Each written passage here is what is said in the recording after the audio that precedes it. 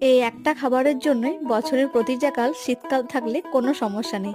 হ্যাঁ, এখন যদিও প্রত্যেকটা খাবারই প্রত্যেকটা সময়ই পাওয়া যায়, তাও কিন্তু কিছু কিছু খাবারের জন্য এক একটা নির্দিষ্ট সময় থাকে। আর সেটাই কিন্তু সেই সময় খেতে বেশি ভালো লাগে। যেমন হচ্ছে এই পিঠে পুলি।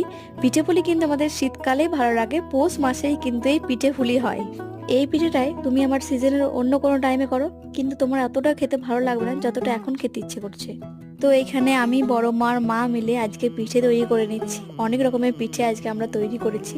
মার বড় মা বেশি করেছে, আমি কিছু কিছু পিঠে করেছি, সবগুলো করিনি। চলো এবার তোমাদেরকে দেখাই আমরা কি কি আজকে পিঠে তৈরি করেছি।